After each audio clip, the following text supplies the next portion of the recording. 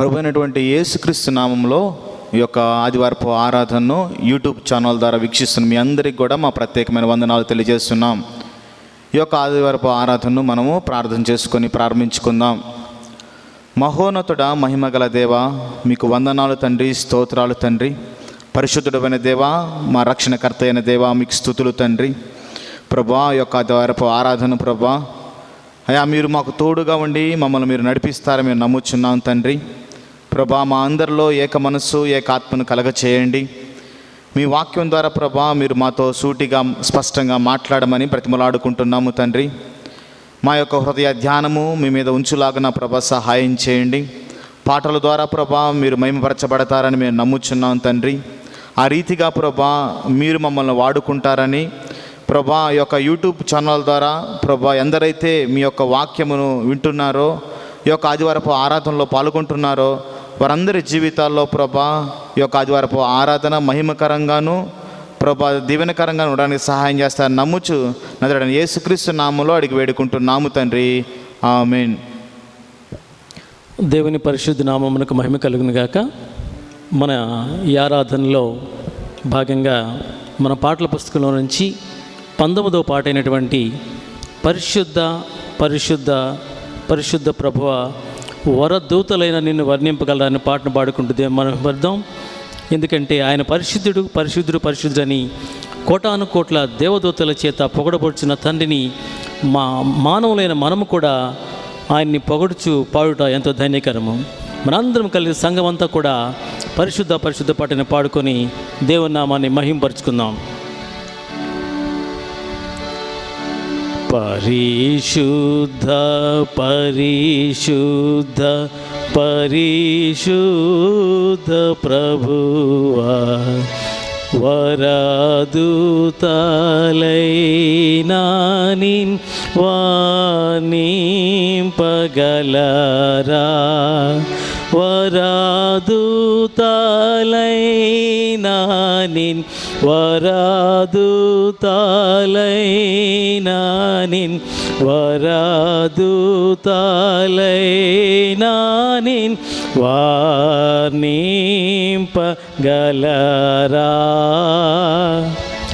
పరిశుద్ధ జనకుడ పరమాత్మరూపుడ,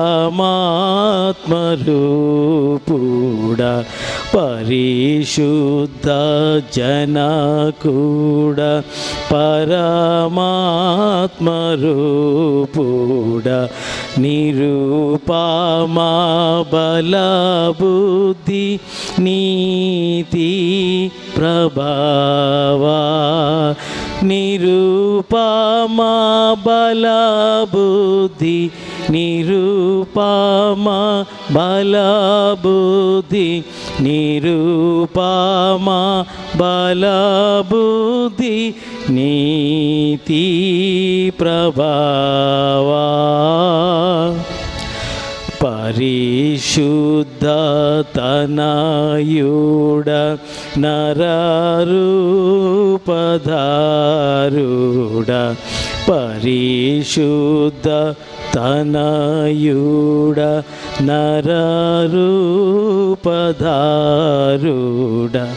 నరులను రక్షించు కరుణా సముద్ర, నరులను రక్షించు నరులను రక్షించు నరులను రక్షించు కరుణా సముద్ర.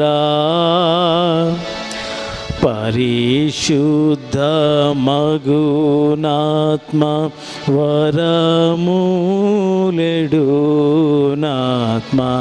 పరిశుద్ధ మగునాత్మ వరములెడునాత్మ,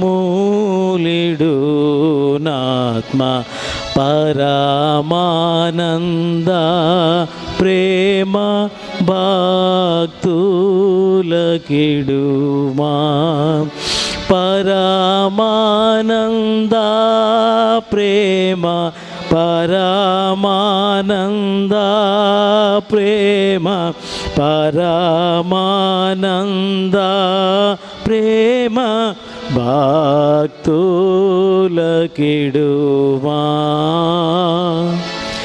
జనక కుమారాత్మలను నేక దేవా జనక కుమారాత్మలను నేక దేవా ఘన మహిమా చేలును గణరా నిత్యముగా ఘన మహిమా చేలును ఘన మహిమా చేలును ఘన మహిమా చేలును ధనరా నిత్యముగా పరిశుద్ధ పరిశుద్ధ పరిశుద్ధ ప్రభువా వరదూతలైనాని వర్ణింపగలరా వరదూతలైనాని వరదూతలైనాని వరదూతలైనాని వర్ణింపగలరా.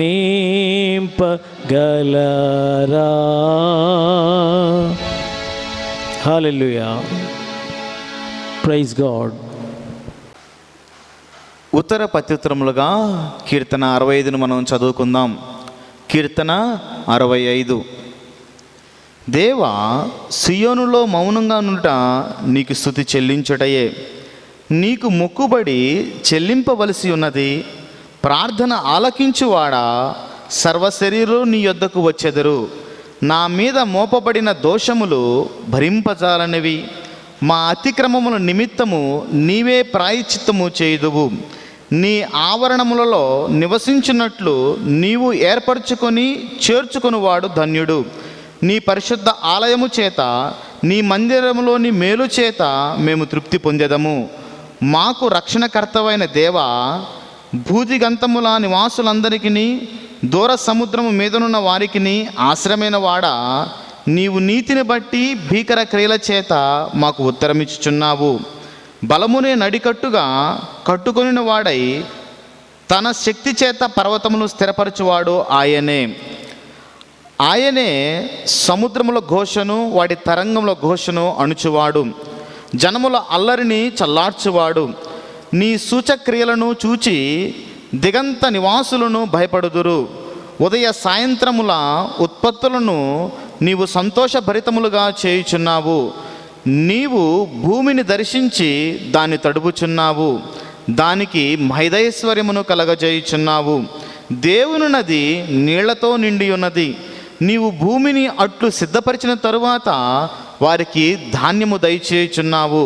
దాని దుక్కులను విస్తారమైన నీళ్లతో తడిపి దాని గమినలను చదును చేయుచున్నావు. వాన జల్లుల చేత దానిని పదును చేయుచున్నావు. అది మొలకెత్తగా నీవు దాన్ని ఆశీర్వదించుచున్నావు. సంవత్సరమును నీ దయా కిరీటమును దయచేయుచున్నావు, ధరింపజేయుచున్నావు. నీ జాడలు సారము వెదజల్లుచున్నవి. అడవి బీడులు సారము చిలకరించుచున్నవి. కొండలు ఆనందమును నడికట్టుగా ధరించుకొని ఉన్నవి. పచ్చిక పట్లు మందలను వస్త్రము వలె ధరించుచున్నవి. లోయలు సస్యములతోటి కప్పబడి ఉన్నవి. అన్నీయు సంతోషధని చేయుచున్నవి, అన్నీయు గానము చేయుచున్నవి. దేవుడి వాక్యము మన వినికిడిలో దీవించునుగాక. మన పాటల పుస్తకంలో నుంచి 35వ పాట అయినటువంటి రండి స్వార్థ నాదముతో, రంజులు సిలువ నినాదముతో, తంబుర సితార నాదముతో ప్రభు యేసు దయానిధి సన్నిధికి అనే పాటను పాడుకొని దేవుని నామాన్ని మహింపరుచుకుందాం. రండి సువార్త సునాదముతో సంఘమంతా కలిసి పాడవలసిందిగా కోరుచున్నాను.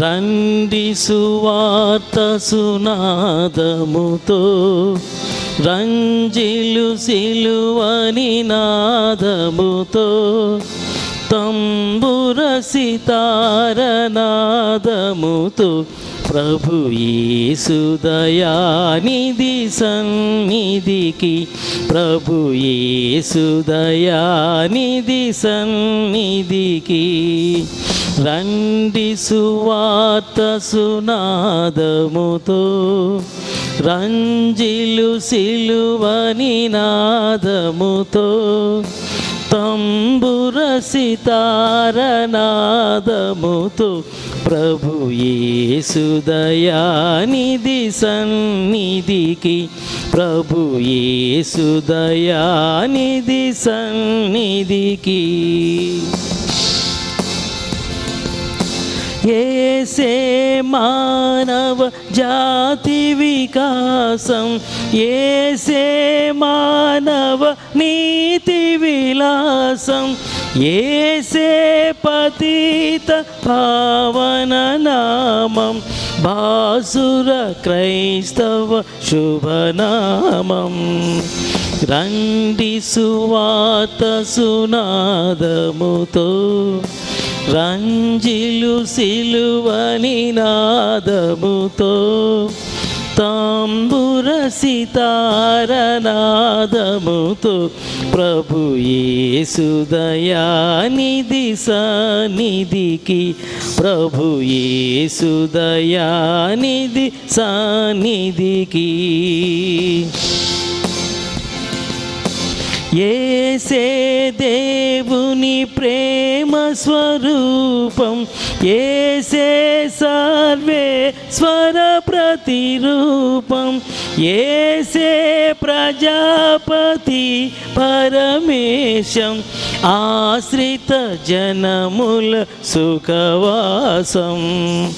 రండి సువార్త సునాదముతో, రంజిలు సిలువని నాదముతో, తంబుర సితార నాదముతో, ప్రభు యేసు దయానిధి సన్నిధికి, ప్రభు యేసు దయానిధి సన్నిధికి.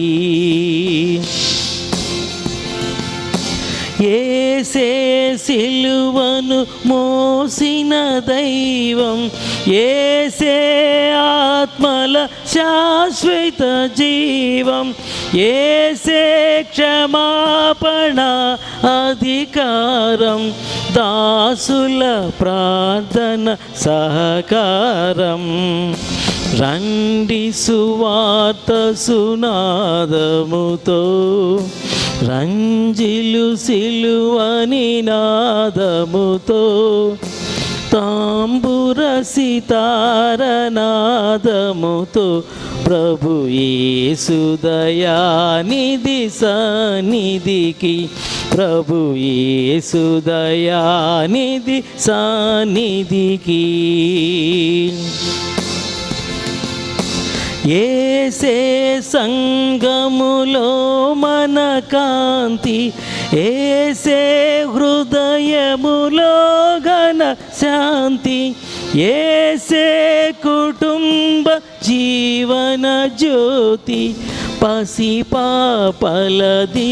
వెనమూర్తి. రండి సువార్త సునాదముతో, రంజిలు సిలువని నాదముతో, తంబుర సితార నాదముతో, ప్రభు యేసు దయానిధి సన్నిధికి, ప్రభు యేసు దయానిధి సన్నిధికి. ఏసే జీవన ముక్తికి మార్గం, ఏసే భక్తుల భూతల స్వర్గం, ఏసే ప్రపంచ శాంతికి సూత్రం, వాసిగా నమ్మిన జన స్తోత్రం. రండి సువార్త సునాదముతో, రంజిలు సిలువని నాదముతో, తాంబుర సితారనాదముతో, ప్రభు యేసు దయానిధి సన్నిధికి, ప్రభు యేసు దయానిధి సన్నిధికి. దేవునికి స్తోత్రం కలుగును గాక. Praise lord.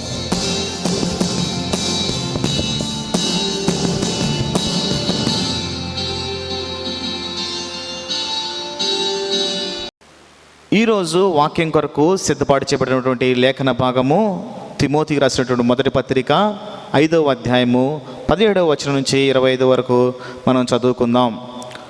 మొదటి తిమోతి 5వ అధ్యాయము 15వ వచనం నుంచి 25వ వచనం వరకు మనం చదువుకుందాం. బాగుగా పాలన చేయు పెద్దలను, విశేషముగా వాక్యమందును ఉపదేశమందును ప్రయాసపడు వారిని రెట్టింపు సన్మానముకు పాత్రులుగా ఎంచవలను. ఇందుకు నూర్చెడి ఎద్దు మూతికి చిక్కము వేయవద్దు అని లేఖనము చెప్పుచున్నది. మరియు పనివాడు తన జీతమునకు పాత్రుడు. 2-3 సాక్షులుంటేనే గాని పెద్ద మీద దోషారోపణ అంగీకరింపకము. ఇతరులు భయపడు నిమిత్తము పాపము చేయువారికి అందరి ఎదుట గర్దింపుము.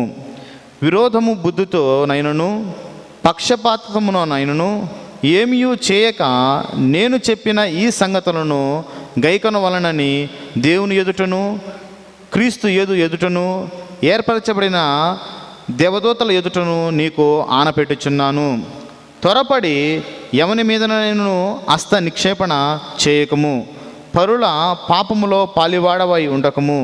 నీవు పవిత్రుడుగా ఉండునట్లు చూచుకొనుము. ఇక మీదట నీళ్లే త్రాగా నీ కడుపు జబ్బు నిమిత్తమును తరచుగా వచ్చు బలహీనతల కోసమును ద్రాక్షారసము కొంచెముగా పుచ్చుకొనుము. కొందరి పాపములు తేటగా బయలుపడి న్యాయమైన తీర్పునకు ముందుగా నడుచున్నవి, మరికొందరి పాపములు వారి వెంట వెళ్ళుచున్నవి. అటువలే మంచి కార్యములు తేటగా బయలుపడుచున్నవి, బయలుపడనివి దాచబడనేరవు. దేవుడి వాక్యమును మన వినికిడిలో దీవించునుగాక. ప్రభువైన యేసుక్రీస్తు నామంలో మీ అందరికీ కూడా వందనాలు తెలియజేస్తున్నాను. మనము ప్రార్థన చేసుకొని దేవుని వాక్యాన్ని విందాం. నాతో పాటు అందరూ కూడా ప్రార్థనలో ఏకీభవించాల్సిందిగా కోరుచున్నాను. కృపా సమృద్ధి కలిగినటువంటి మా గొప్ప తండ్రి, స్తుతులకు పాత్రుడా, స్తోత్రార్హుడా, నిన్న నేడు రేపు ఏకరీతిగా ఉండు మా గొప్ప తండ్రి, నాయనా ఈ యొక్క సమయంలో మీ యొక్క సన్నిధిలో ప్రార్థించేటువంటి గొప్ప అవకాశాన్ని మీరు మాకు అనుగ్రహించినందుకు నీకు స్తుతులు స్తోత్రాలు చెల్లిస్తున్నాం. ప్రభువా నాయనా, నీవు ఉన్నతుడవు. సెరూబులు కెరూబుల చేత అనునిత్యము కూడా పరిశుద్ధుడు పరిశుద్ధుడు పరిశుద్ధుడు అని చెప్పి కొనియాడబడుతున్నటువంటి గొప్ప దేవుడవు. నీవు నిత్యుడవు, నీవు పరిశుద్ధుడవు, నీవు నీతిమంతుడవు. నీ వంటి గొప్ప దేవుడు ఈ యొక్క విశ్వంలో ఎవరును కూడా లేరని మేము జ్ఞాపకం చేసుకుంటున్నాం. నీ ఎదుట మమ్మల్ని మేము తగ్గించుకుంటున్నాం, నీ నామాన్ని స్తుతిస్తున్నాం, నీ నామాన్ని ఘనపరుస్తున్నాం. ప్రభువా నాయనా, మరి ఈ యొక్క పరిస్థితుల్లో నాయనా, ఈ యొక్క టెక్నాలజీ ద్వారా ప్రభువా మేమందరము కూడా నీ యొక్క ఆరాధనలో పాల్గొనేటువంటి గొప్ప భాగ్యాన్ని మీరు మాకు ఇచ్చినందుకు నీకు వందనాలు, నీకు స్తుతులు స్తోత్రాలు చెల్లిస్తున్నాం. అందుకంటే ముఖ్యంగా ప్రభువా, మా యొక్క ఉనికి, మా యొక్క సమస్తము కూడా నీ కుమారుడైనటువంటి యేసు క్రీస్తు ద్వారా మాత్రమే అని మేము జ్ఞాపకం చేసుకుంటున్నాం. ప్రభువా నాయనా, ప్రభువా యేసు క్రీస్తు మా యొక్క విమోచకుడు, మా యొక్క ప్రవక్త, మా యొక్క యాజకుడు, మా యొక్క రాజు, మా యొక్క స్నేహితుడు, మా యొక్క సహోదరుడు. ఆయన వంటి మంచి గొర్రెల కాపరి ప్రపంచంలో ఎవరూ లేరు. ఆయన మంచి గొర్రెల కాపరి, తన గొర్రెల కొరకు ప్రాణమిచ్చేటువంటి గొప్ప గొర్రెల కాపరి. ఆయన ద్వారా ప్రభువా మీతో మాట్లాడడానికి, ఆయన ద్వారా మీ సన్నిధిలో ప్రవేశించటానికి, ఆయన ద్వారా, ఆయన చేసినటువంటి బలియాగము ద్వారా, ఆయన జీవించినటువంటి జీవితము ద్వారా, ఆయన యొక్క పునరుద్ధానము ద్వారా తండ్రి ఎందుకు పనికిరానటువంటి మమ్ములను మీరు అంగీకరించినందుకు నీకు వందనాలు, స్తుతులు, స్తోత్రాలు చెల్లిస్తున్నాం. ప్రభువా మా యొక్క జీవితములు నీవు బాగుగా ఎరిగి ఉన్నావు ప్రభువా. మా యొక్క హృదయంలో నీవు పరిశీలించుచున్నావు ప్రభువా. నాయనా మా యొక్క ప్రతి పరిస్థితిని కూడా నీవు ఎరిగి ఉన్నావు ప్రభువా. నాయనా నీ యొక్క సన్నిధి నుండి మేము తప్పించుకొని పారిపోలేమని జ్ఞాపకం చేసుకుంటున్నాం ప్రభువా. తండ్రి, ఈ యొక్క ఉదయకాల సమయంలో మా యొక్క పాపములను, మా యొక్క అపరాధములను, మా యొక్క దోషములను మేము కప్పుకొనకుండా ప్రభువా నీ ఎదుట ఒప్పుకుంటున్నాం ప్రభువా. మా యొక్క పాపమును అంతటినీ క్షమించి క్రీస్తునందు విశ్వాసము ద్వారా ప్రభువా మాకు నీతి వస్త్రాన్ని మీరు మాకు అనుగ్రహించమని మీ సన్నిధిలో బ్రతిమలాడుతున్నాం ప్రభువా. తండ్రి నాయన, దుఃఖపడువారు ధన్యులు, వారు ఓదార్చబడుదురని యొక్క వాక్యం చెప్తా ఉంది ప్రభువా. మా యొక్క దుఃఖమును సంతోషముగా మార్చేటువంటి గొప్ప దేవుడు అని మేము నమ్ముచున్నాం ప్రభువా. తండ్రి, ఈ సమయంలో మిమ్మల్ని ఆశ్రయించుటకు, మీ మీద మాకు దృష్టి ఉంచుటకు మాకు విశ్వాసాన్ని అనుగ్రహించండి ప్రభువా. తండ్రి, లోకమంతా కూడా నేత్రాస, శరీరాస, జీవపు డంబము అవన్నీ కూడా గతించిపోవును. ఇవన్నీ కూడా తండ్రి వలన కలిగినటువంటివి కావు ప్రభువా. నీవే శాశ్వతుడవు, నీ రాజ్యము శాశ్వతమైనటువంటి రాజ్యము. నాయన, నిన్ను నమ్ముకున్న వారు ఎన్నటికీ కూడా నష్టపోరు అని మేము జ్ఞాపకం చేసుకుంటున్నాం ప్రభువా. ఈ పరిస్థితుల్లో మరి ముఖ్యంగా నిన్ను నమ్ముకొనుటకు, నిన్ను ఆశ్రయించుటకు తండ్రి, నీ మీద ఆధారపడి జీవించుటకు, నీకు లోబడుటకు, నీ స్వరమును వినుటకు, నీతో సహవాసము చేయుటకు నీ కృప మాకు మెండుగా అనుగ్రహించండి ప్రభువా. ఈరోజు ప్రభువా నీ యొక్క వాక్యం ద్వారా మాతో మాట్లాడండి, మమ్మల్ని బలపరచండి. సమస్యలైనటువంటి వారిని మీరు లేవనెత్తండి, బలహీనులను మీరు లేవనెత్తండి తండ్రి. మాకు బలాన్ని, మాకు శక్తిని మీరు మాకు అనుగ్రహించండి. సంఘాన్ని బలపరచండి. సంఘంలో ఎవరైతే బలహీనంగా ఉన్నారో వారితో మీరు మాట్లాడండి. వారికి మీరు చేయూతను అనుగ్రహించండి, వారికి మీరు ధైర్యాన్ని అనుగ్రహించండి, వారికి మీరు నిరీక్షణను అనుగ్రహించండి ప్రభువా. సంఘంలో ఎవరైతే ప్రభువా అనారోగ్యంతో ఉన్నారో వారిని ముట్టండి, స్వస్థపరచండి. అంతేకాకుండా ప్రభువా ఈ యొక్క వీడియో ద్వారా ఎవరైతే ఈ యొక్క వాక్యాన్ని వింటున్నారో, ఎవరైతే ఈ యొక్క వీడియోని చూస్తున్నారో వారితో ప్రతి ఒక్కరితో కూడా మీరు మాట్లాడండి. నీ యొక్క వాక్యం ద్వారా మీరు వారిని సంధించమని, వారి జీవితాలను మీరు మార్చమని, మీ శిష్యులుగా వారిని మీరు నడిపించమని మా ప్రభువు, మా రక్షకుడైన క్రీస్తు యేసు నామంలో బ్రతిమలాడి వేడుకుంటున్నాము తండ్రి, ఆమేన్. ఈరోజు వాక్యానికి నేను పెట్టినటువంటి టైటిల్ ఏంటంటే, సంఘ కాపరుల ఎడల సంఘానికి ఉండవలసిన బాధ్యత. సంఘ కాపరుల ఎడల సంఘానికి ఉండాల్సినటువంటి బాధ్యత. ఈరోజు సమాజంలో పాస్టర్ల మీద ఒక రకమైనటువంటి అగౌరవము, మరి వారంటే నిర్లక్ష్యము, వారి మీద విపరీతమైనటువంటి విమర్శలు ఉన్నాయి. ఇటు క్రైస్తవ సంఘంలో, అటు సమాజంలో వారంటే ఒక రకమైనటువంటి అగౌరవము ఉన్నట్లుగా మనం చూడగలం. దీనికి కారణం పాస్టర్ల యొక్క స్వయంకృతాపరాధం కూడా ఉందని మనం గ్రహించాలి.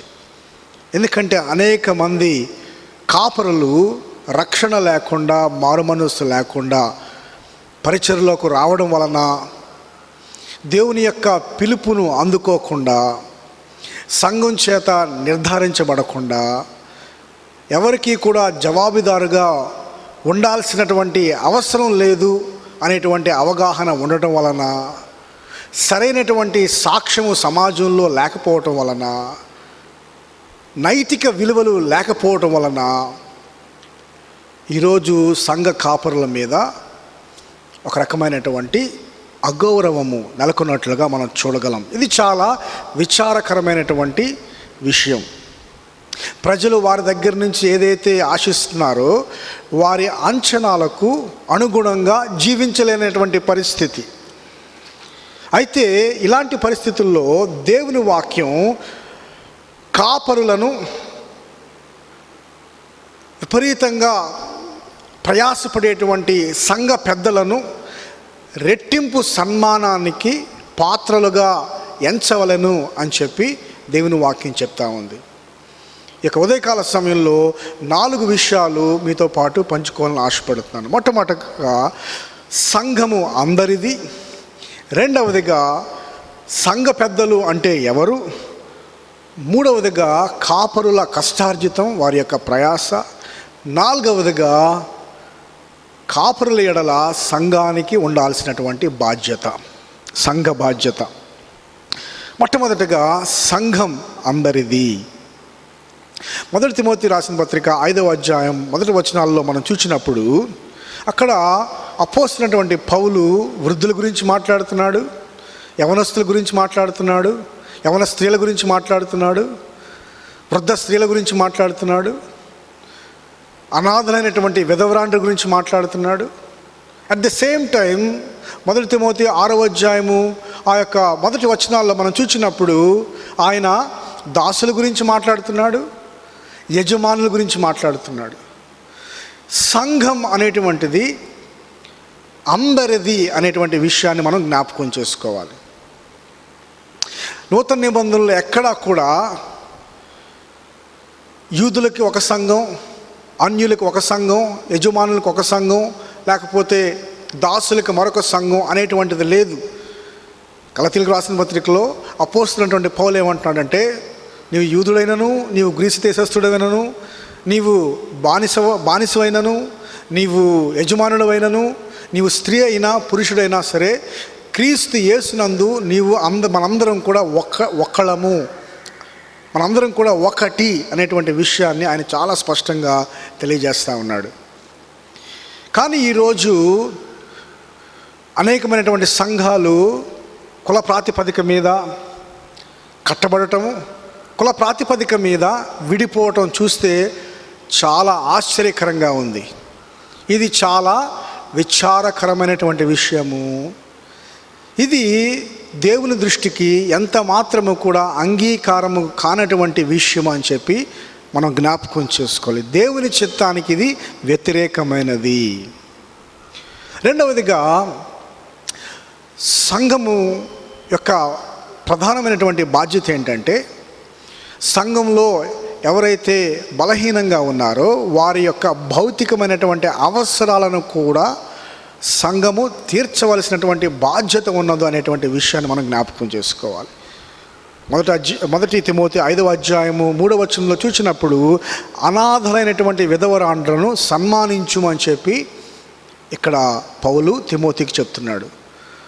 ఇదే అధ్యాయము 17వ వచనంలో మనం చూసినప్పుడు సంఘ పాలన యందును, వాక్యమందును, వాక్య బోధయందును విశేషముగా ప్రయాసపడు వారిని రెట్టింపు సన్మానానికి పాత్రులుగా ఎంచు అని చెప్పి సంఘ పెద్దలను, కాపరులను ఏ విధంగా ఆదరించాలో, వారిని ఏ విధంగా ప్రోత్సహించాలో అనే విషయాన్ని కూడా ఇక్కడ పౌలు తెలియజేస్తున్నాడు. 1 కొరింథీయులకు రాసిన పత్రిక 12వ అధ్యాయం మనం చూసినప్పుడు సంఘము శరీరంతో పోల్చబడింది. శరీరంలో అన్ని అవయవాల్లో సమతుల్యత ఉండడానికి చిన్న అవయవాలను పెద్ద అవయవాలు ఆదుకునేటట్లుగా, చిన్న అవయవాలు లేకుండా పెద్ద అవయవాలు పని చేయలేనటువంటి పరిస్థితిని ఆయన కల్పించాడు. అందుకనే సంఘములో అవసరమైన వారికి చేయూతనివ్వటం చాలా ప్రాముఖ్యమైనటువంటి విషయం. అంత మాత్రమే కాదు, సంఘము కొరకు ప్రయాసపడేటువంటి వారి కొరకు వారిని ప్రోత్సహించడం, వారిని పోషించడం కూడా చాలా ప్రాముఖ్యమైనటువంటి విషయము. రెండవదిగా సంఘ పెద్దలు అంటే ఎవరు అనే విషయాన్ని మనం ఇప్పుడు ధ్యానం చేద్దాం. సహజంగా చాలామందికి సంఘ పెద్దలు అనేటువంటి మాట వినబడగానే వాళ్ళకు ఉన్నటువంటి ఆసక్తి అంతా తగ్గిపోతుంది. మరి కొంతమందికి అయితే కోపం, చిరాకు కూడా వస్తుంది. దానికి కారణం కూడా ఉంది. దానికి కారణం ఏంటంటే, ఒక సంఘము పెద్దల్ని ఏర్పాటు చేసుకునేటప్పుడు కుల ప్రాతిపదిక మీదనో, లేకపోతే ఆర్థికంగా వాళ్ళు అభివృద్ధి చెందడం వలన, లేకపోతే మంచి ఎడ్యుకేషన్ వాళ్ళకి ఉండడం వలన, ఇలాంటి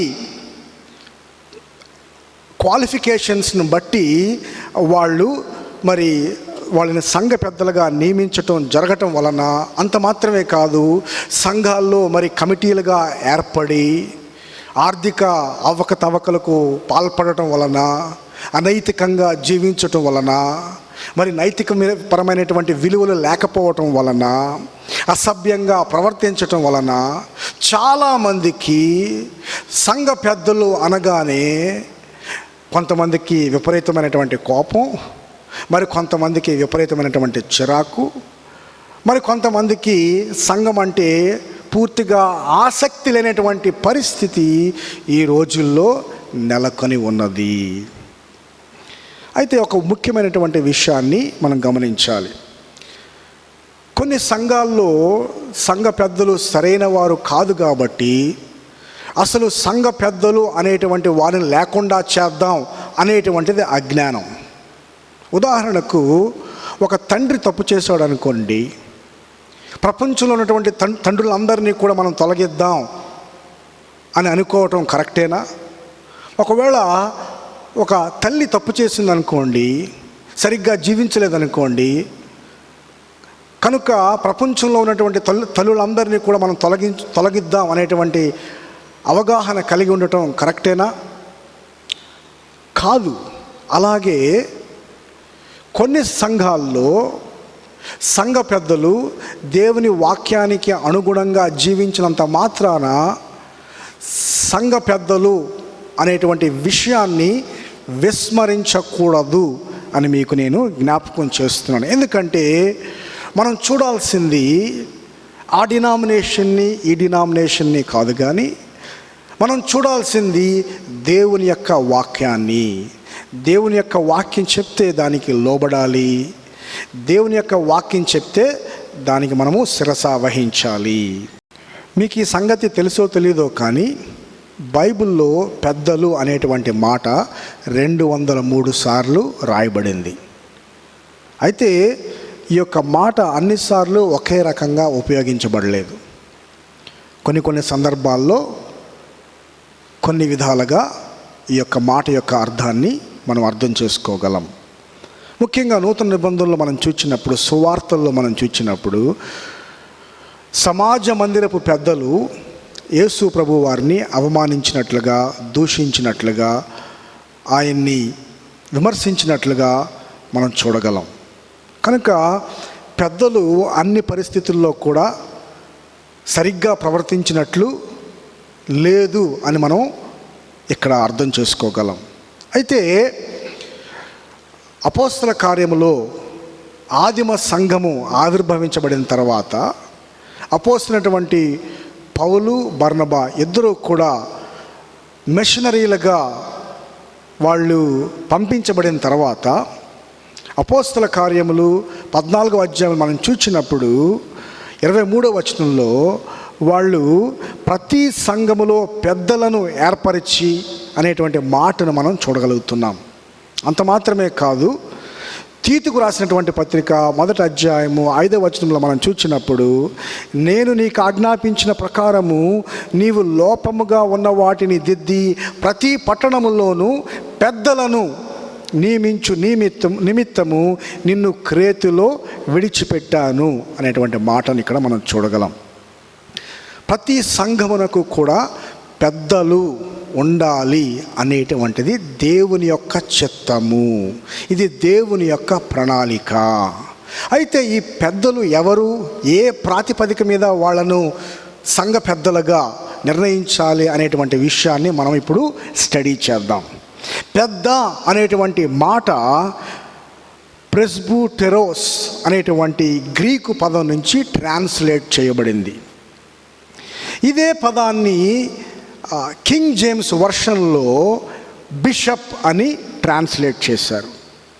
మరికొన్ని మోడర్న్ వర్షన్స్లో, ఇంగ్లీష్ వర్షన్స్లో ఓవర్సీర్ అని ట్రాన్స్లేట్ చేశారు.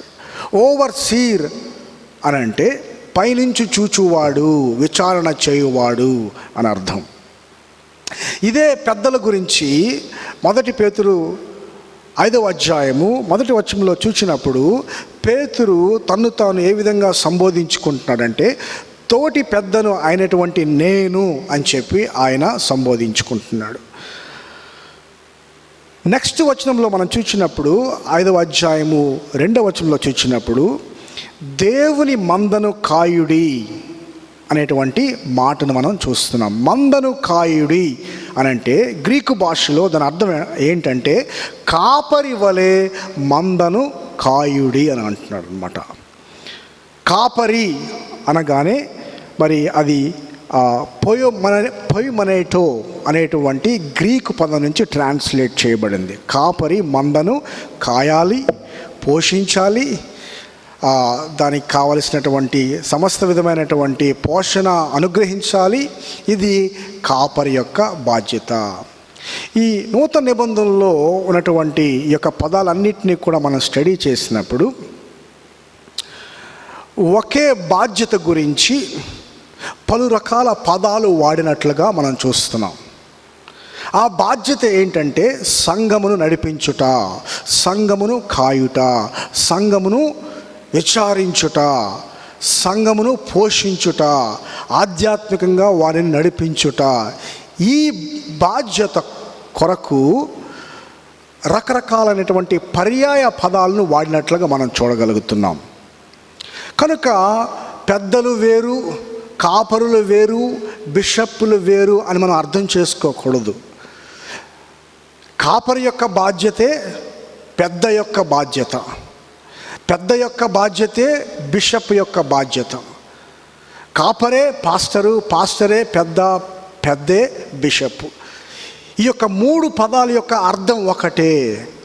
కానీ విచారకరంగా అనేకమైనటువంటి సంఘాల్లో జరిగేటువంటి పరిస్థితి ఏంటంటే కాపరిని ఒక ప్రాతిపదిక మీద ఎన్నుకుంటారు, సంఘ పెద్దల్ని మరొక ప్రాతిపదిక మీద ఎన్నుకుంటారు. అయితే దేవుని వాక్యం మనం చూసినట్లయితే ఒక కాపరికి ఏవైతే లక్షణాలు ఉండాలో సంఘ పెద్దకు కూడా అయ్యే లక్షణాలు ఉండాలి. ఒక కాపరికి ఏ లక్షణాలు ఉండాలో ఒక బిషప్కు కూడా అవే లక్షణాలు ఉండాలి. ఒక కాపరిని ఏ ప్రాతిపదిక మీద మనం ఎన్నుకోవాలి అని అంటే మొట్టమొదటిగా ఆయనకు నిజమైనటువంటి మారు మనస్సు, రక్షణ ఉండాలి. రెండవది ఆయన దేవుని చేత పిలువబడాలి. దేవుని చేత ఆయన పిలువబడ్డాడు అని చెప్పి మనకి ఎలా నిర్ధారణ అవుతుంది అని అంటే ఆయన బోధించేవాడుగా ఉండాలి, సరైనటువంటి తలాంతులు ఉండాలి. అంత మాత్రమే కాదు, 1 తిమోతి రాసిన పత్రిక 3వ అధ్యాయము, తీతుకు రాసినటువంటి 1వ అధ్యాయం మనం చూసినట్లయితే ఆ యొక్క వ్యక్తికి ఉండవలసినటువంటి లక్షణములు, తన కుటుంబాన్ని ఏ విధంగా పాలిస్తున్నాడో, ఒక తండ్రిగా, ఒక భర్తగా ఏ విధంగా పవిత్రంగా, ఏ విధంగా తన బాధ్యతలన్నింటినీ కూడా నిర్వర్తిస్తున్నాడో, సమాజంలో ఆయనకి ఎటువంటి సాక్ష్యము కలిగి ఉన్నాడో, వీటన్నిటినీ కూడా పరిగణలోనికి తీసుకొని ఒక కాపరిని నియమించాలి అనేటువంటి విషయం చాలా స్పష్టంగా దేవుని వాక్యం చెప్తా ఉన్నది. అయితే చాలాసార్లు మనము కాపరిని నియమించేటప్పుడు కొన్ని నిర్ణయాలు తీసుకుంటాం. సంఘ పెద్దల్ని నిర్ణయించేటప్పుడు వారికి ఉండేటువంటి పరపతిని బట్టి, వారికి ఉండేటువంటి ఎడ్యుకేషన్ బట్టి, వారికి ఉండేటువంటి డబ్బును బట్టి, లేకపోతే వారి యొక్క కులాన్ని బట్టి పెద్దల్ని ఏర్పాటు చేయటం చాలా సంఘాల్లో చేస్తున్నారు. ఇది వాక్యానికి విరుద్ధమైనది. దేవుని యొక్క వాక్యానికి ఇది, దేవుని యొక్క చిత్తానికి ఇది విరుద్ధమైనది. అయితే ఒక విషయాన్ని మనం జ్ఞాపకం చేసుకోవాలి. పరిపూర్ణమైనటువంటి కాపరి అంటూ ప్రపంచంలో ఎవరు లేరు. పరిపూర్ణమైనటువంటి సంఘ పెద్ద అంటూ ఎవరూ లేరు. పరిపూర్ణమైనటువంటి బిషప్ ఎవరూ లేరు. అందుకని 1 పేతురు 5వ అధ్యాయంలో పేతురు ఏమంటున్నాడంటే, ప్రధాన కాపరి ప్రత్యక్షమైనప్పుడు, of course there is only one good shepherd, there is only one perfect pastor. ఆయన ఎవరో తెలుసా? The Lord Jesus Christ. ప్రభువారు ఏమంటున్నాడంటే, నేను మంచి గొర్రెల కాపరిని, నేను ఆ జీతగాడిని కాను అని అంటున్నాడు. గొర్రెల కొరకు నేను ప్రాణం ఇచ్చేటువంటి మంచి గొర్రెల కాపరిని అని అంటున్నాడు. There is only one perfect pastor, that is the Lord Jesus Christ. కేవలము ప్రభు అయిన యేసు క్రీస్తు వారు మాత్రమే పరిపూర్ణమైన, లోపములు లేని, దోషములు లేనటువంటి పరిపూర్ణమైనటువంటి పాస్టర్, కాపరి. అయితే దేవుని వాక్యం ఏం చెప్తుందంటే, ఎవరైతే క్రీస్తును నమ్ముకుంటారో, ఎవరైతే క్రీస్తును విశ్వసిస్తారో, ఎవరైతే క్రీస్తును ఆశ్రయిస్తారో, పరిశుద్ధాత్మ దేవుడు వాళ్ళ జీవితాల్లో కూడా మార్పును కలుగజేసి యేసు ప్రభు యొక్క ప్రతిరూపాన్ని ఆయన చెక్కుతాడు అనేటువంటి వాక్యము దేవుని యొక్క వాక్యంలో చాలా స్పష్టంగా రాయబడి ఉంది. నువ్వు ప్రభువు నమ్ముకుంటే నీ జీవితం ఖచ్చితంగా మారుతుంది అనే దేవుని వాక్యం చెప్తా ఉన్నది. కనుక ఒక కోణంలో చూస్తే పరిపూర్ణమైనటువంటి పాస్టర్లు ఎవరూ లేరు. మరొక కోణంలో చూసినప్పుడు నువ్వు కాపరిగా ఉండాలంటే, సంఘ పెద్దగా ఉండాలంటే, లేకపోతే ఒక బిషప్గా ఉండాలి అని అంటే ఖచ్చితంగా నీ జీవితము మారిన జీవితమై ఉండాలి. యేసు ప్రభు యొక్క ప్రేమ, పరిశుద్ధత, పవిత్రత నీ జీవితంలో కనిపించాలి. అంత మాత్రమే కాదు, నీవు బోధించేటువంటి తలాంతులు కలిగి ఉండాలి. అంత మాత్రమే కాదు, సంఘం అంతా కూడా నిన్ను బట్టి సంతోషించి నిన్ను కాపరిగా ఒప్పుకోవటానికి వారు ముందుకు రావాలి. అంతే తప్ప దేవుడు నన్ను పిలిచాడు, దర్శనంలో మాట్లాడాడు కనుక నేను ఎవరికి సంబంధం లేకుండా, ఎవరికి కూడా జవాబుదారిగా ఉండకుండా నేను సడన్గా దేవుని సేవలోనికి వచ్చేస్తాను అని చెప్పి తప్పుడు నిర్ణయం తీసుకోవడం బట్టి ఈరోజు సంఘాలు ఈ విధంగా విచారకరమైనటువంటి పరిస్థితుల్లో ఉన్నాయి. కానీ సంఘ పెద్దలు అనేటువంటి మాట తప్పుడు మాట కాదు, అది వాక్యానికి సంబంధించినటువంటి మాట అని మనము గ్రహించాలి. మూడవదిగా కాపర్ల యొక్క కష్టార్జితం, కాపర్ల యొక్క ప్రయాస. 1 తిమోతి 5వ అధ్యాయము 17-18 వచనాలను ఒకసారి చదువుకుందాం. బాగుగా పాలన చేయు పెద్దలను, విశేషముగా వాక్యమందు ఉపదేశమందు ప్రయాసపడు వారిని రెట్టింపు సన్మానమునకు పాత్రలుగా ఎంచవలను. ఇందుకు నూర్చెడి ఎద్దు మూతికి చిక్కము వేయవద్దు అని లేఖనము చెప్పుచున్నది. ఈ యొక్క 17వ వచనం చూసినట్లయితే, పాలించుట, వాక్యమును ప్రకటించుట, వాక్యమును బోధించుట, ప్రయాసపడుట అనేటువంటి 4 విషయాల్ని మనం చూడగలం. ఈ యొక్క 4 విషయాల గురించి కూడా మీకు క్లుప్తంగా వివరించాలని చెప్పి ఆశపడుతున్నా. పాలించుట అనేటువంటి పదం యొక్క అర్థం ఏంటంటే విచారణ చేయుట, పరీక్షించుట, దర్శించుట. చూడండి, ఒక కాపరి యొక్క బాధ్యతలో, అనేకమైనటువంటి బాధ్యతల్లో ఒక ప్రాముఖ్యమైనటువంటి బాధ్యత ఏంటంటే విశ్వాసిని ప్రశ్నలు అడుగుట. విశ్వాసి యొక్క ఆత్మీయమైనటువంటి పరిస్థితి ఎలా ఉందో బేరీజు వేసుకోవటానికి, అంచనా వేసుకోవటానికి ఖచ్చితంగా ఆయన ప్రశ్నలు అడగాల్సిందే. ఇది దేవుడు ఆయనకి ఇచ్చినటువంటి బాధ్యత. అందుకనే కాపరు గురించి దేవుని వాక్యంలో విచారణ చేయువాడు అనేటువంటి మాటను మనము చూడగలం. విచారణ చేయుట, పరీక్షించుట, దర్శించుట. చూడండి, మీరు ఏదైనా హాస్పిటల్కి వెళ్ళినప్పుడు ప్రశ్నలు అడగకుండా, పరీక్షించకుండా ఏ డాక్టర్ కూడా మందులు ఇవ్వలేడు. పాస్టర్ కూడా ఒక ఆత్మీయమైనటువంటి డాక్టరే, ఒక స్పిరిచువల్ ఫిజిషియన్. ఆయన కూడా ప్రశ్నలు అడగకుండా, ప్రశ్నలకు నీ దగ్గర సమాధానం తెలుసుకోకుండా నిన్ను ఆత్మీయంగా ఆయన నడిపించలేనటువంటి పరిస్థితి. ఈ విషయాన్ని విశ్వాసులు దృష్టిలో పెట్టుకోవాలి. ఎందుకంటే ఈ రోజుల్లో అనేక మంది విశ్వాసులు పర్సనల్గా ఫీల్ అవుతూ ఉన్నారు, ప్రైవేట్గా ఫీల్ అవుతూ ఉన్నారు. సంఘానికి కానీ మరి ముఖ్యంగా మరి పాస్టరు ప్రశ్న అడిగినప్పుడు నేను పాస్టర్కు జవాబుదారిని కాను అనేటువంటి ఆలోచన చాలామంది కలిగి ఉన్నారు. దేవుని వాక్యం ఏం చెప్తుందంటే, ఒక పాస్టరు ప్రశ్న అడిగినప్పుడు ఆయనకు జవాబు చెప్పాల్సినటువంటి బాధ్యత విశ్వాసి మీద ఉన్నది అనేటువంటిది దేవుని వాక్యం చెప్తున్నది అనే విషయాన్ని మీరు గమనించాలి. పాలించువారు పాలనలో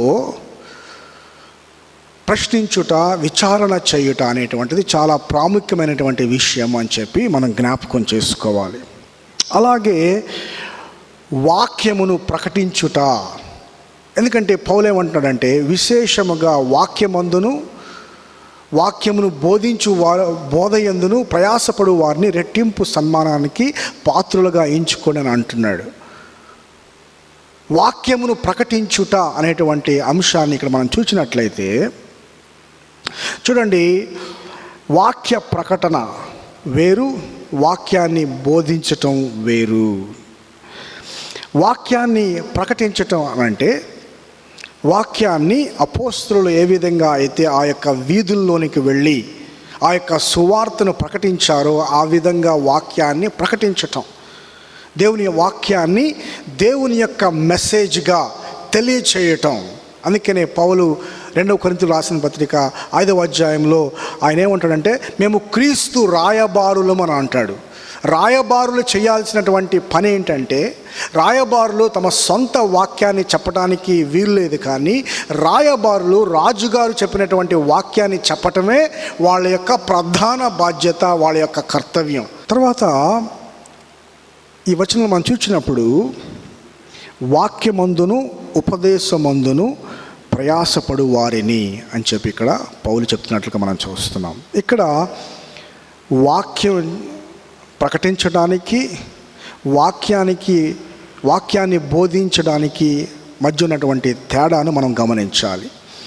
వాక్య ప్రకటన అంటే ఏంటంటే, పరిశుద్ధాత్మ శక్తిని పొందుకొని దేవుడు ఆయనకిచ్చినటువంటి భారాన్ని తెలియచేయటమే వాక్య ప్రకటన. 2 కొరింథీయులకు రాసిన పత్రిక 5వ అధ్యాయంలో అపోస్తలుడైనటువంటి పౌలు ఏమంటున్నాడంటే, మేము క్రీస్తు రాయబారులము కనుక మేము మిమ్మును బ్రతిమాలు కొనుచున్నామని చెప్పి ఆయన అంటున్నాడు. రాయబారులు వారి యొక్క సొంత వాక్యాన్ని వారు చెప్పడానికి వీల్లేదు, కానీ రాజుగారు ఏదైతే ఆజ్ఞాపించాడో దాన్ని ప్రకటించడం వాళ్ళ యొక్క విధి, వాళ్ళ యొక్క కర్తవ్యం. అలాగే మరి వాక్యాన్ని ప్రకటించటం అంటే ఏంటంటే, పరిశుద్ధాత్మ శక్తి ద్వారా ఎలాగైతే అపోస్తలులు ఆ యొక్క పట్టణాల్లోనికి వెళ్ళి ఆ యొక్క వీధుల్లోనికి వెళ్ళి ధైర్యముతో పరిశుద్ధాత్మ పూర్ణులై వారు వాక్యాన్ని ప్రకటించారో దానినే వాక్య ప్రకటన అని అంటారు. వాక్యాన్ని బోధించటానికి, వాక్యాన్ని ప్రకటించటానికి తేడా ఉన్నది. There is a difference between preaching and teaching. వాక్యమును బోధించుట అని అంటే ఏంటంటే, చూడండి, వాక్య సిద్ధాంతములను వివరించుట, దేవుని యొక్క వాక్యమును అర్థమయ్యేలాగా వివరించుట, వచనములను వివరించుట, వచనములను బోధించుట. ఇదే విషయాన్ని మరి 4వ అధ్యాయము 1 తిమోతి 4వ అధ్యాయము 6వ వచనంలో ఈ విధంగా రాయబడి, ఈ సంగతులను సహోదరులకు వివరించిన ఎడల అనే విషయాన్ని మనం చూడగలుగుతున్నాం. అపోస్తల కార్యములు 28వ అధ్యాయము ఆఖరి వచనం 31వ వచనం మనం చూసినప్పుడు, అపోస్తలుడైనటువంటి పౌలు ఆ యొక్క రోమా పట్టణంలో ఉన్నప్పుడు ఆయన ఏం చేశాడట, ఆయన దేవుని రాజ్యం గురించి ప్రకటిస్తున్నాడు.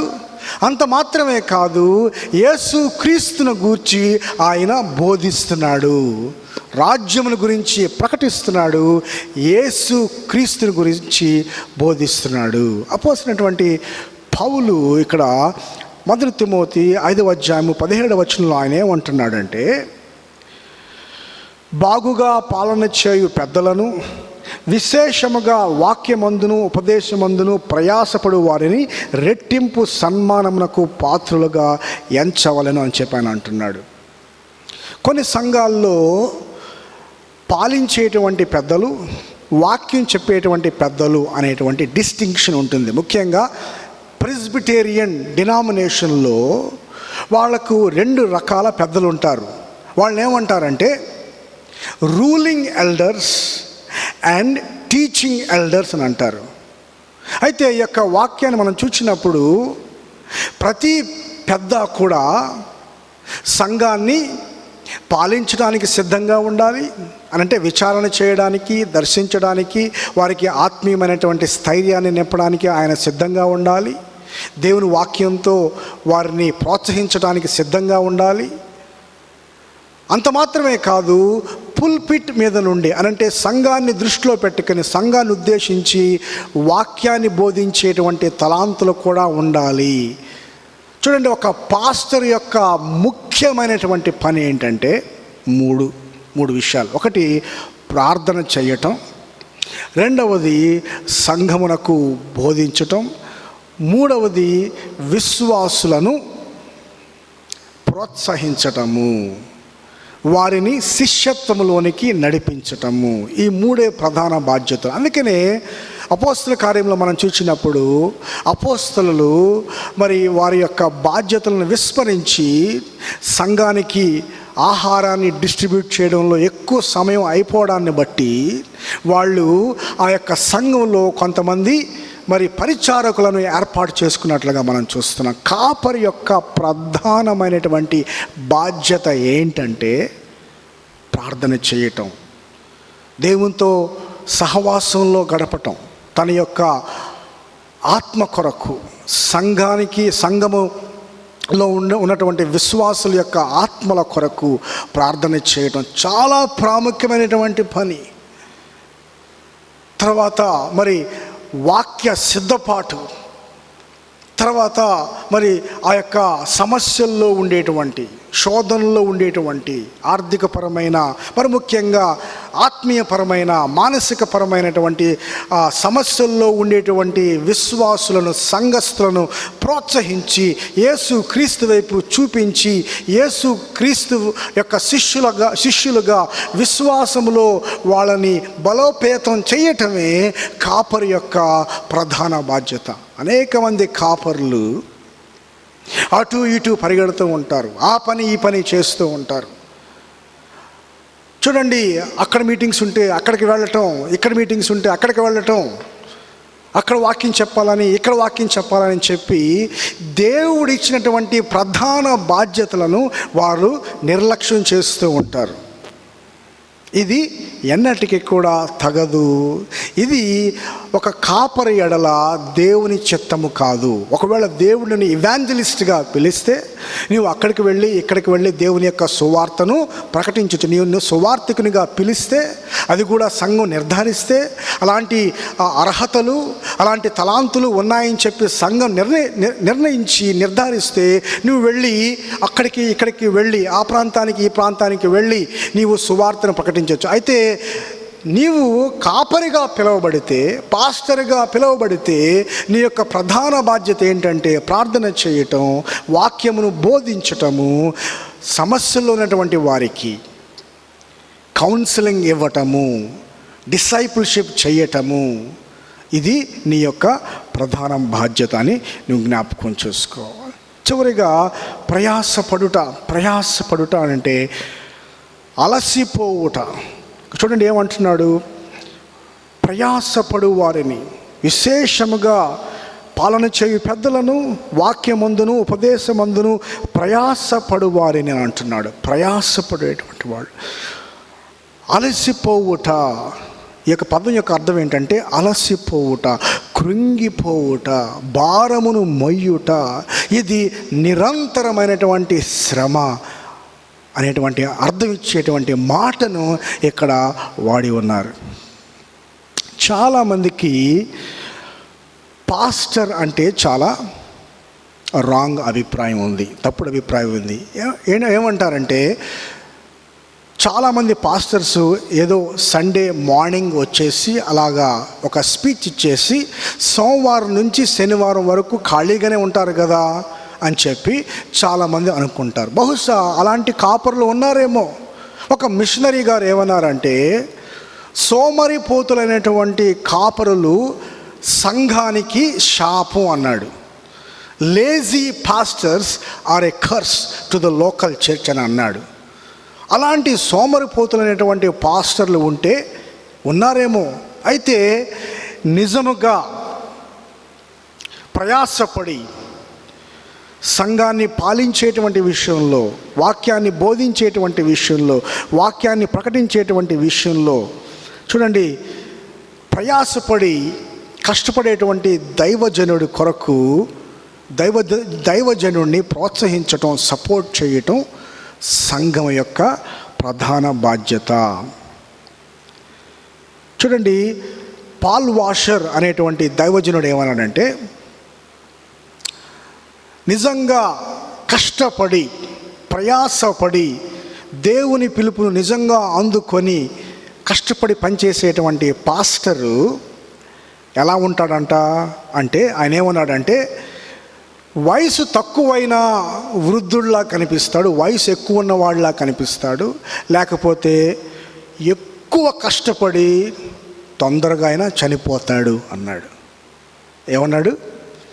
వయసు తక్కువైనా పెద్దవాళ్ళలా కనిపిస్తాడు, లేకపోతే తొందరగా అయినా చనిపోతాడు అన్నాడు. ఎందుకు అనంటే, ఈ సంఘము యొక్క భారాన్ని మోసి ఈ యొక్క సంఘములో ప్రయాసపడి కష్టపడి ఆయన ఆ విధంగా కృంగిపోయేటువంటి, ఆ విధంగా శ్రమించేటువంటి అవకాశం ఉన్నది అనేటువంటి విషయాన్ని ఆయన జ్ఞాపకం చేస్తున్నాడు. చూడండి, నిజమైనటువంటి సేవ ముళ్ళబాట.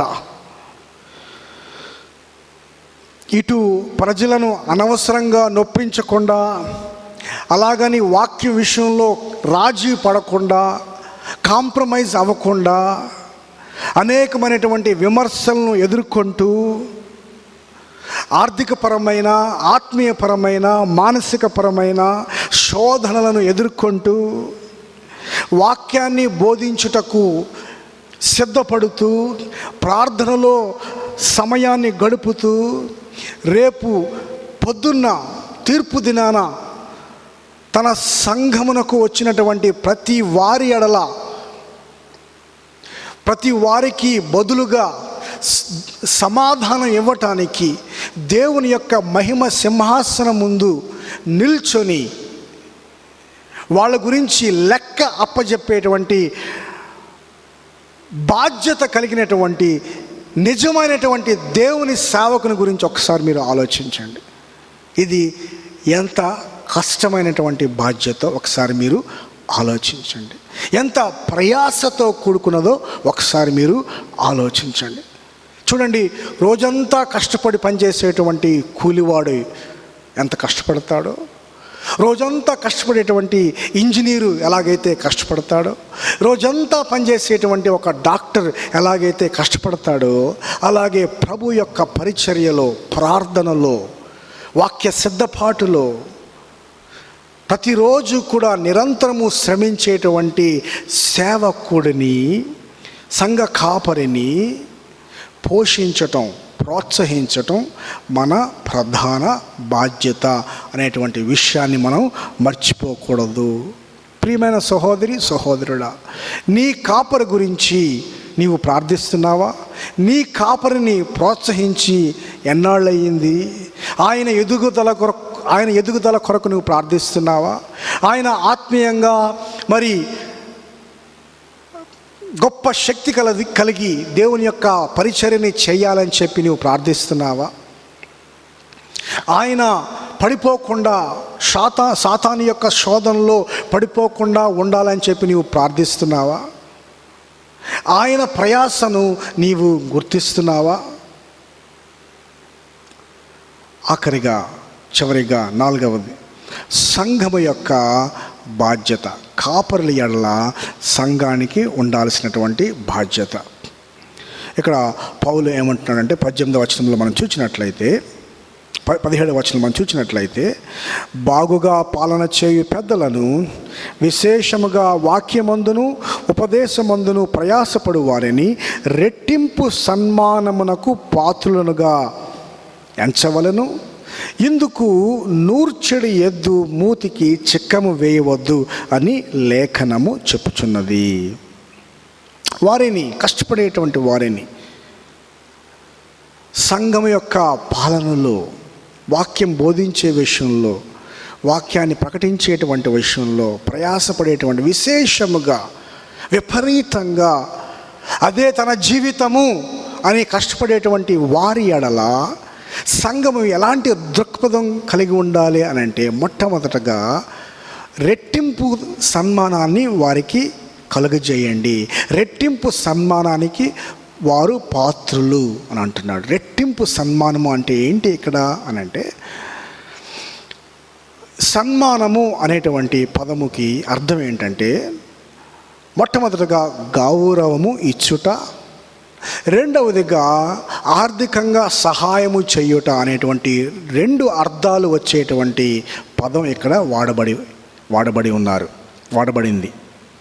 కనుక రెట్టింపు సన్మానానికి పాత్రులు అనే అర్థం ఏంటంటే, ఎవరైతే కష్టపడుతున్నారో వారికి మనము గౌరవాన్ని ఇవ్వాలి. అంత మాత్రమే కాదు, వారికి కష్టానికి ప్రతిఫలంగా వారిని మనము పోషించాలి, వారికి సహాయం చేయాలి, ఆర్థికంగా వారికి సహాయం చేయాలి. అందుకనే అపోస్తలుడైనటువంటి పౌలు తన యొక్క ఉద్దేశాన్ని ఏ విధంగా బలపరుచుకుంటున్నాడంటే, ఒక వాక్యాన్ని పాత నిబంధన నుండి, మరొక వాక్యాన్ని నూతన నిబంధన నుండి కూడా ఆయన జోడించి ఈ యొక్క విషయాన్ని బలపరుస్తున్నాడు. అందుకని ఆయన ఏమంటున్నాడంటే, నూర్చెడి ఎద్దు మూతికి చిక్కము వేయవద్దు. ఆఖరిగా కాపరుల ఎడల సంఘ బాధ్యత అనేటువంటి అంశాన్ని మనం చూద్దాం. 1 తిమోతి 5వ అధ్యాయము 17-18 వచనాలు మరొకసారి చదువుతున్నాను, వినండి. బాగుగా పాలన చేయు పెద్దలను విశేషముగా వాక్యమందు ఉపదేశమందు ప్రయాసపడు వారిని రెట్టింపు సన్మానమునకు పాత్రులుగా ఎంచవలను. ఇందుకు నూర్చెడి ఎద్దు మూతికి చిక్కము వేయవద్దు అని లేఖనము చెప్పుచున్నది. మరియు పనివాడు తన జీతమునకు పాత్రుడు అని చెప్పి ఇక్కడ రాయబడి ఉన్నది. రెట్టింపు సన్మానమునకు వారు పాత్రులు. ఎవరు అంటే, సంఘమును పాలించేటువంటి విషయంలో, వాక్యమును బోధించి ఉపదేశించి ప్రకటించేటువంటి విషయంలో విశేషముగా ప్రయాసపడేటువంటి వారు రెట్టింపు సన్మానానికి పాత్రులు అని దేవుని వాక్యం చెప్తా ఉంది.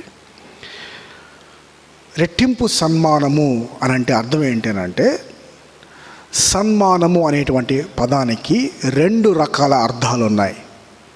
ఒకటి గౌరవం ఇవ్వటం, రెండవది ఆర్థికంగా సహాయం చేయటం.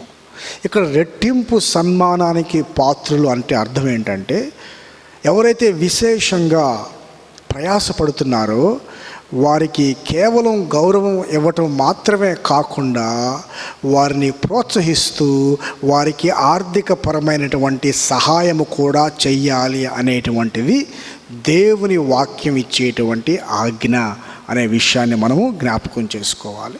ఈ విషయాన్ని మనకి తెలియచేయడానికి అపోస్తలుడైనటువంటి పౌలు పాత నిబంధన నుండి ఒక వాక్యాన్ని, అలాగే క్రొత్త నిబంధన నుండి మరొక వాక్యాన్ని, రెండింటిని జోడించి తన పాయింట్ని నిరూపించుకుంటున్నాడు.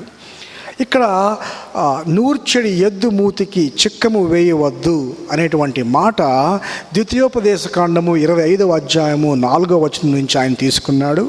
అలాగే పనివాడు తన జీతమునకు పాత్రుడు అనేటువంటి విషయాన్ని లోకాసు వార్త 10వ అధ్యాయము 7వ వచనం నుంచి తీసుకున్నాడు. చూడండి, నూర్చెడి ఎద్దు మూతికి చిక్కము వేయవద్దు అని అంటే, పాత నిబంధనలో ఇశ్రాయేలీయులకు దేవుడు ఆజ్ఞాపించినటువంటి ఆజ్ఞ వెనకాల ఉన్నటువంటి ఉద్దేశం ఏంటంటే, ఒక ఎద్దు పొలంలో కష్టపడుతూ ఉన్నప్పుడు, ఎండనక వాననక ఆ యొక్క పొలాన్ని దున్నుతున్నప్పుడు, ఆ యొక్క ఎద్దు ఆహారము తినకుండా, శక్తిని పొందకుండా పని చేయులాగున ప్రోత్సాహకరంగా ఉండకుండా ఉండులాగున మూతికి చిక్కం వేస్తే ఆ యొక్క ఎద్దు ఎలా పని చేయగలదు, ఆ యొక్క ఎద్దు ఎలా కష్టపడగలదు, ఆ యొక్క ఎద్దు ఎలాగ పొలాన్ని దున్నగలదు. కనుక నూర్చడి ఎద్దు యొక్క మూతికి చిక్కము వేయొద్దు అని అంటున్నాడు. అలాగే ఎవరైతే వాక్యమందు బోధయందు సంఘము యొక్క జీవితంలో విశేషంగా కష్టపడుతున్నారో, మరి ప్రయాసపడుతున్నారో, వారు కష్టపడులాగున, వారు రెట్టింపు ఉత్సాహంతో పనిచేయులాగున, వారు ప్రోత్సాహకరంగా ధైర్యంతో ముందుకెళ్ళులాగున, వాళ్ళకి ఊతం ఇచ్చి వాళ్ళకి ఆర్థిక పరంగా వాళ్ళని పోషించాల్సినటువంటి బాధ్యత సంఘము మీద ఉన్నది అని చెప్పి దేవుని వాక్యం జ్ఞాపకం చేస్తూ ఉన్నది. పనివాడు జీతమునకు పాత్రుడు అనేటువంటి విషయాన్ని ఇక్కడ అపోస్తలుడైనటువంటి పౌలు జ్ఞాపకం చేస్తున్నాడు. కష్టపడే కాపరిని పోషించాలి అనేటువంటిదే ఇక్కడ ముఖ్యమైనటువంటి విషయం. చూడండి, ఒక సంఘం యొక్క ముఖ్యమైన బాధ్యతల్లో ఏంటంటే సంఘ కాపరిని లేకపోతే సంఘ కాపరులను పోషించుట. ఒక ప్యూరిటన్ పుస్తకంలో ఒక ఆయన ఏ విధంగా రాశాడంటే, సంఘ కాపరిని పోషించకపోతే ఆ సంఘానికి అంతకంటే అవమానకరమైనటువంటి విషయం మరొకటి లేదు అని చెప్పి ఆయన చెప్తూ ఉన్నాడు. చూడండి, ప్రతి సంఘము కూడా ఆ యొక్క సంఘ కాపరిని ఆర్థికంగా పోషించగలిగితే కాపరులు అటు ఇటు తిరుగుతూ ఆ ఇంటికి ఈ ఇంటికి తిరిగేటువంటి అవకాశము ఉండదు అని మనం జ్ఞాపకం చేసుకోవాలి. ప్రియ సహోదరి సహోదరుడా, నువ్వు ఆ మినిస్ట్రీని ఈ మినిస్ట్రీని సపోర్ట్ చేసే ముందు, నువ్వు ఆ ఇవాంజలిస్ట్ని ఈ ఇవాంజలిస్ట్ని సపోర్ట్ చేసే ముందు, ఆ టీవీ మినిస్ట్రీకి ఈ టీవీ మినిస్ట్రీకి నీవు డబ్బులు ఇచ్చే ముందు, ముఖ్యంగా నీ యొక్క సంఘ కాపరి పోషణ నిమిత్తమై నీవు సంఘానికి బాధ్యతాయుతంగా, నమ్మకంగా, ఫెయిత్ఫుల్గా నీవు ఇస్తున్నావా? ఒక్కసారి నీవు ఆత్మ పరిశీలన చేసుకో. ఇప్పటి వరకు కూడా నీవు ఫెయిత్ఫుల్గా ఇవ్వకపోతే, ఇప్పుడు వరకు కూడా నీవు ఉత్సాహకరంగా ఇవ్వకపోతే, సంతోషకరంగా ఇవ్వకపోతే, ఎందుకంటే దేవుని వాక్యం ఏం చెప్తుందంటే సంతోషంతో ఇచ్చు వారిని దేవుడు ప్రేమిస్తాడు, దీవిస్తాడని చెప్తుంది. కష్టపడతా ఏడుస్తా ఇవ్వటం కాదు, కానీ సంతోషంగా ఇచ్చు వారిని దేవుడు దీవిస్తాడు, సణుగుడు లేకుండా ఇచ్చువారిని దేవుడు దీవిస్తాడు అనేటువంటిది దేవుని వాక్యం చెప్పేటువంటి సత్యం. ఇప్పటి వరకు కూడా ఒకవేళ నీవు ఆ విధంగా ఉండకపోతే, నా ప్రియ సహోదరి సహోదరుడా, నీవు దేవుని ఎదుట క్షమాపణ పొంది మొట్టమొదటిగా యేసు ప్రభు నీవు చేయలేనటువంటి బాధ్యతలన్నిటినీ కూడా ఆయన నిర్వర్తించాడు అనే విషయాన్ని నువ్వు జ్ఞాపకం చేసుకొని, దేవుడు నీకు ఇచ్చినటువంటి బాధ్యత నుండి నీవు తప్పించుకోకుండా, యేసు ప్రభు నన్ను రక్షించాడు, నేను వెల కట్టలేనటువంటి ఆ యొక్క అప్పును ఆయన తీర్చాడు, నా పాపములన్నిటినీ కూడా కొట్టివేశాడు, ఇక నేను చెల్లించాల్సింది ఏదీ లేదు అనేటువంటి సంతోషంతో మనం ఏం చేయాలి? ప్రభువుకు లోబడాలా వద్దా? ప్రభు ఇచ్చినటువంటి ఆజ్ఞలకు మనం లోబడాలా వద్దా? లేకపోతే ఆయన యొక్క ఆజ్ఞల నుండి మనం తప్పించుకోవాలా? యేసు ప్రభు మనల్ని ఎందుకు రక్షించాడంటే ఆయనకు కృతజ్ఞత కలిగి కృతజ్ఞతా భావంతో జీవించటానికి ఆయన రక్షించాడు. ఎప్పుడైతే రక్షణ ఆనందము నీ జీవితంలో ఉంటుందో, ప్రభు కొరకు, ఆయన సంఘం కొరకు నీవు అర్పించడానికి నీవు కూడా సిద్ధంగా ఉంటావు అని నేను నీకు జ్ఞాపకం చేస్తున్నాను. ఒకవేళ నీవు ఇప్పటి వరకు నమ్మకంగా ఇవ్వకపోతే, ఇక నుంచి అయినా క్రీస్తు యొక్క ప్రేమను గుర్తు చేసుకొని దేవుని వాక్యాన్ని చదువుకొని దేవుని వాక్యానికి లోబడాల్సిందిగా నేను నీకు జ్ఞాపకం చేస్తున్నా. ఒకవేళ నీవు యేసు ప్రభుని ఇంకా నమ్ముకోకపోతే, నా ప్రియ సహోదరి సహోదరుడా, ఎన్ని లక్షలు డబ్బులు ఇచ్చినా కానీ, ఎన్ని కోట్లు నువ్వు డబ్బులు ఇచ్చినా కానీ, యేసు ప్రభువుని యొక్క సొంత రక్షకునిగా అంగీకరించకపోతే, యేసు ప్రభు ఎదుట నీ యొక్క పాపములను ఒప్పుకొనకపోతే, నీ యొక్క మనస్సును మార్చుకోకపోతే, నీవు ఇచ్చినటువంటి డబ్బులన్నీ కూడా దండగే. ఎందుకంటే నీవు ఇచ్చినటువంటి డబ్బు, లేకపోతే ఆ చందా, ఆ యొక్క కానుకలు నీ యొక్క ఆత్మను ఎన్నటికీ కూడా రక్షించలేవు. కానీ కేవలము ప్రభువైన యేసుక్రీస్తు మాత్రమే నిన్ను రక్షించగలడు. కనుక నిన్ను నీవు తగ్గించుకొని ఆయన యొద్దకు వెళ్ళి, ప్రభువా నన్ను క్షమించు, ప్రభువా నన్ను రక్షించు, నీవు లేకపోతే నేను నశించిపోతాను అని చెప్పి నీవు ఆయన యొద్దకు యథార్థంగా వెళ్ళి ఆయన్ని ఆశ్రయించినట్లయితే, దేవుని వాక్యం చెప్పేటువంటి సత్యం ఏంటంటే, ఆయన యొద్దకు వచ్చు వారిని ఆయన ఎంత మాత్రము త్రోసివేయడు. ఆలస్యమైనా పర్వాలేదు, నువ్వు వెళ్ళు, ఆయనతో సమాధానపడు, నిత్య జీవాన్ని పొందుకో. దేవుడి వాక్యాన్ని మన వినికిడిలో బహుగా దీవించునుగాక. May God bless you. ప్రార్థన చేసుకుందాం. కృపాసత్య సంపూర్ణుడా, స్తుతులకు పాత్రుడా, నాయనా, నీ యొక్క జీవము కలిగినటువంటి సంఘాన్ని బట్టి నీకు వందనాలు ప్రభువా. ఈ యొక్క లోకంలో మాకు ఒక కుటుంబాన్ని ఇచ్చినందుకు నీకు వందనాలు. మమ్మల్ని ఎంతో ప్రేమించి ప్రభువా, నీ కుమారుని రక్తం అంతా కూడా సంఘము కొరకు ప్రోక్షించినందుకు నీకు వందనాలు ప్రభువా. ప్రతి ఒక్కరూ కూడా మారు మనస్సు పొంది బాప్తీసము తీసుకొని సంఘము అనేటువంటి కుటుంబంలో చేరులాగున సహాయం చేయండి. క్రీస్తు మాకు చేసినటువంటి దాన్ని మేము గుర్తుకు తెచ్చుకొని కృతజ్ఞతాభావం కలిగి ఆయన ఆజ్ఞాపించినటువంటి ఆజ్ఞలన్నిటికీ కూడా లోబడులాగున మాకు సహాయం చేయండి ప్రభువా. సంతోషంతో, ఆనందంతో నీ యొక్క సంఘము కొరకు, సంఘ కాపరుల కొరకు మేము వారిని ప్రోత్సహించులాగున, వారి కొరకు ప్రార్థించులాగున, వారి యొక్క ఆత్మీయ అభివృద్ధి కొరకు వారికి తోడ్పడులాగున మీరు మాకు నీ కృప, నీ యొక్క సహాయత, నీ యొక్క ఆత్మ నడిపింపును మాకు అనుగ్రహించమని మా ప్రభు, మా రక్షకుడైన క్రీస్తు యేసు నామములో వేడుకుంటున్నాము తండ్రి. ఆమేన్. తండ్రి ప్రేమ, ప్రభువైన యేసు క్రీస్తు కృప, పరిశుద్ధాత్మ అన్యోన్య సహవాసము ఈ యొక్క వీడియో ఎవరైతే చూస్తున్నారో వారందరికీ ఎప్పుడునూ ఎల్లప్పుడూ సదాకాలము తోడే ఉండును గాక. ఆమేన్, ఆమేన్, ఆమేన్.